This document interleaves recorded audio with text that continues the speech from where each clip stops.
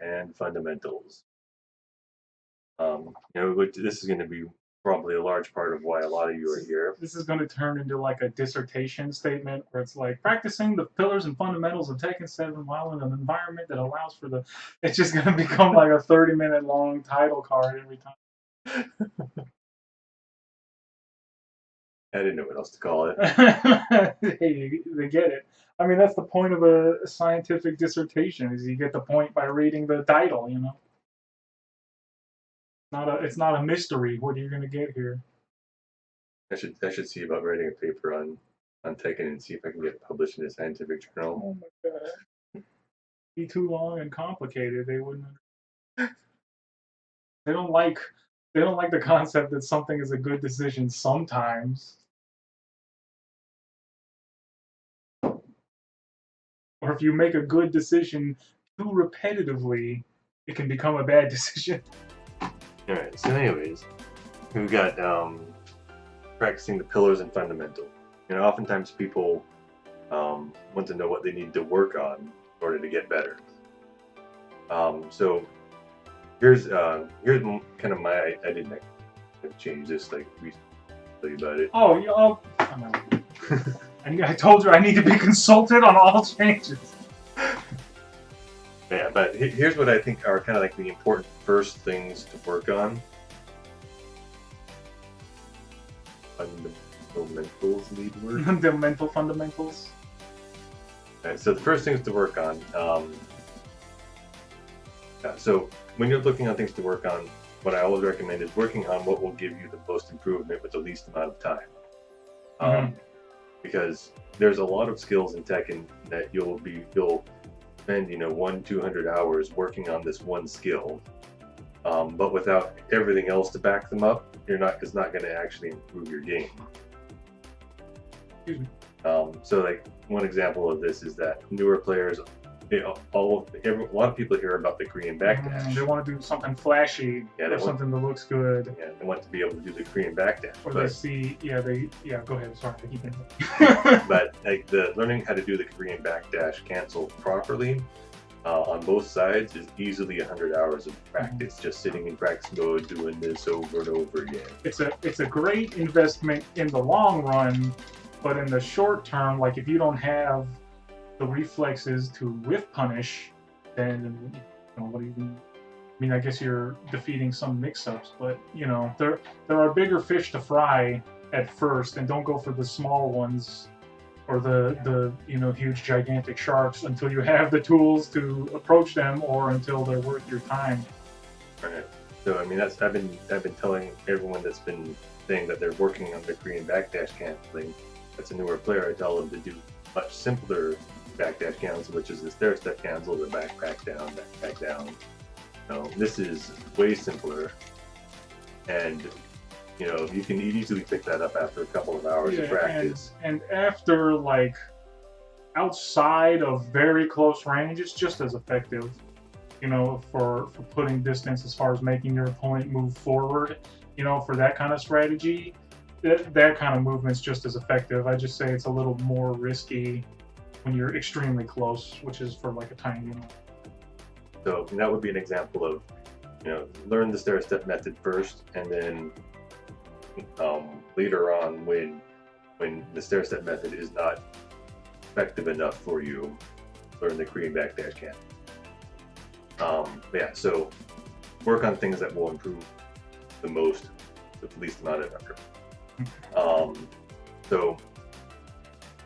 Outside of that, things like your pillars, your execution, knowledge, and decision making, those will all kind of tend to happen naturally as you play. Especially decision making. It's just something that you have to play a lot and rewire the neurons of your brain to execute faster, because that's, like say any part of decision making is whether you made it in time or not, and that just takes experience and the rewiring of your brain so that it happens fast enough so that you respond as a reflex to something. But I would say, if you do have a significant lack in one of the fundamentals, you should work on that first. So like if you have great execution but terrible knowledge, read up. Yeah. Do some research, Learn study, something. learn Read a something. book, kid. Yeah, or if Watch these videos.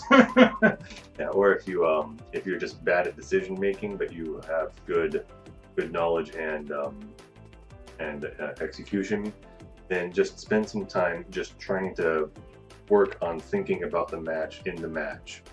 Yeah. Um, Always be working on improving some aspect of your game will help your decision making, and it'll make that decision making require less like CPU activity in your brain, and then you can work on something else. And eventually, you'll be running 50 programs simultaneously, and then you'll be good.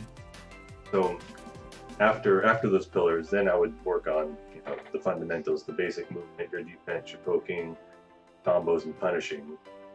And again, I mean, those are all going to be important. So work on whichever one is weakest. Mm-hmm. And for your movement, I say basic movement. So I mean, don't worry about getting free and backdash canceling right away, or being able to step out of crazy frame trap situations every time, or stuff like that. Just being able to move. Yeah, at least even in the neutral game, changing the distance between you and your opponent constantly will at least stop them from locking you down as easily. So even if you're just in the neutral game going back and forth, sometimes go left, just moving around will make it so they have to either just run at you, which is a big risk, or it makes you harder to approach safely. So even if you're not with punishing or making like huge gains out of it, you are making yourself harder to pressure, harder to approach. That also means backdashing, forward dashing, sidestepping, stepping the other way, side blocking. Like a huge, probably the biggest point of movement is, yes, you do get the whiff punishes, but two, when I'm playing more inexperienced players, I'm telling them the biggest difference between us is the movement, and that I am in firm, like 100% in control of the range between our characters, which means you have to use the moves at the range that I want you to use. So I'm really limiting your options. But because I'm controlling the range, I can use short range moves when I want. I can use long range moves when I want. But basically, if I'm in control of the range, I'm in control of the moves you can use effectively. And if you use a short range move when I'm out of town, you're going to get whip punished. And there's only so many moves a character like Nina has from long range, so I just have to worry about them. So, and then one other thing that I would work on as part of basic movement is like dashing in and out. So, so yeah, this sort of behavior makes what I'm talking about, controlling the distance between us, much harder. Even just moving backwards and forwards like that, I'm also doing the same thing, but now I might whiff as she goes backwards. And if you're just kind of holding back or holding still, then I can run up to you and do whatever I want, and then flee as soon as I want. And I can play very hit and run, and you'll feel like nothing you do works. So a lot of players feel that experience, and that's what's causing that. If you feel like nothing you're doing is working, it's because you're probably getting severely outmoved. Yeah. So those would be the first things that I would say to work on. Mm-hmm. So when you are working on something, always work on one thing at a time. Mm-hmm. Don't try to work on it all at once, because you'll immediately revert back to autopilot because you can't do it all at once. You got to work on one program at a time. Right. Yeah. Because I remember when this guy was getting good back in the Tag 2 days. Long ago. In the before days. I never whiff punished because I didn't need to against a lot of people. Mm-hmm. But this guy was sneaking up on me.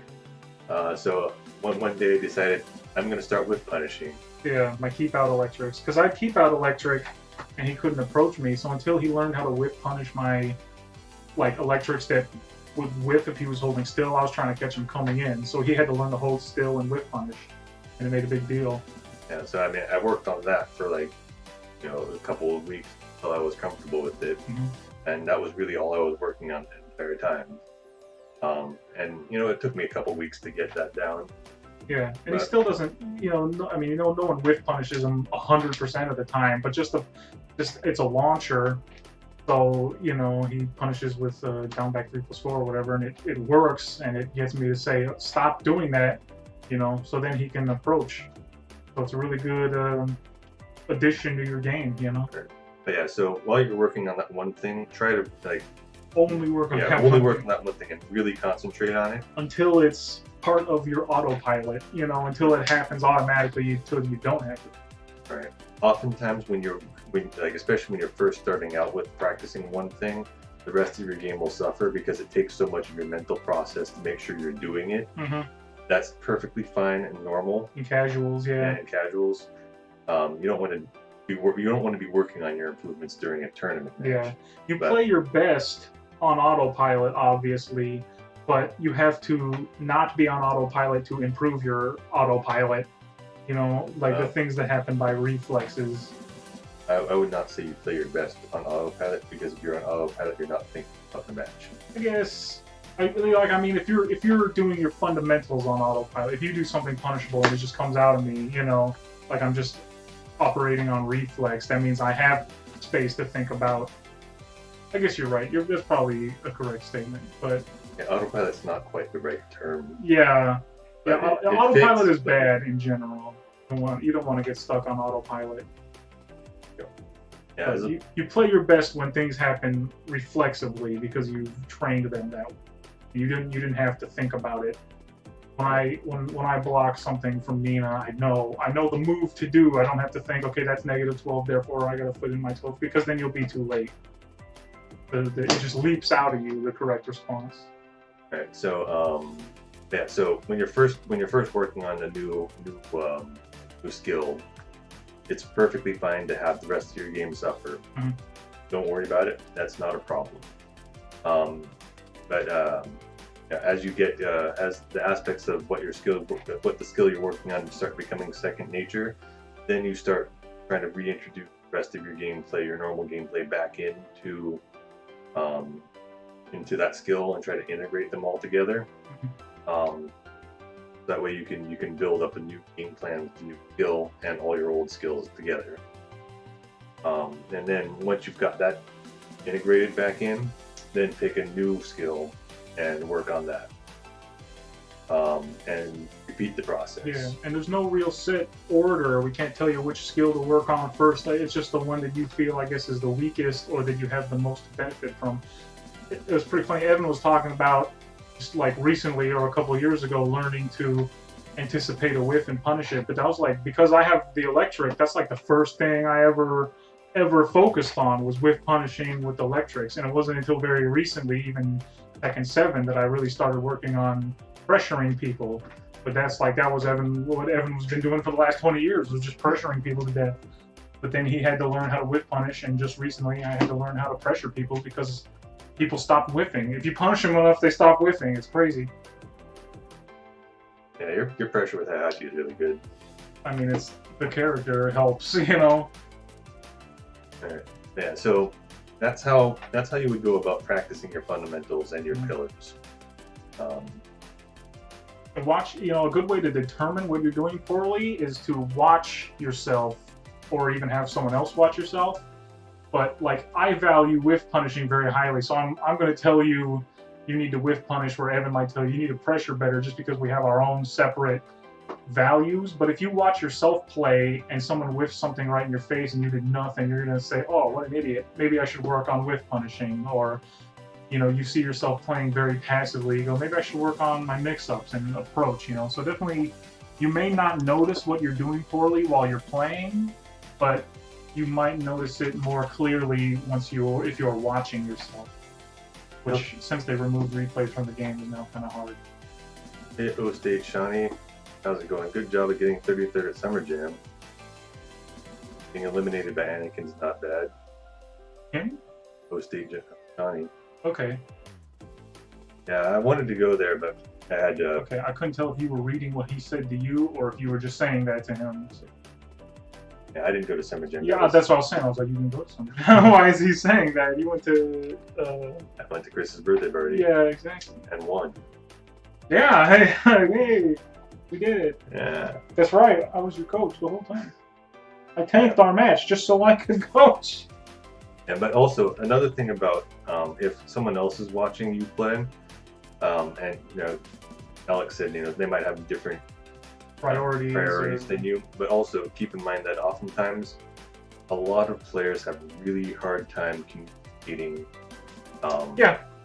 Communicating effectively over. Yeah, they might not have seen this video and had know the words for the in-game actions. Like, oh, that's Shani is finished. Yeah. That's Shawnee. Okay. All right, I wasn't sure. He changed his name, obviously, but it's still Right. Shawnee.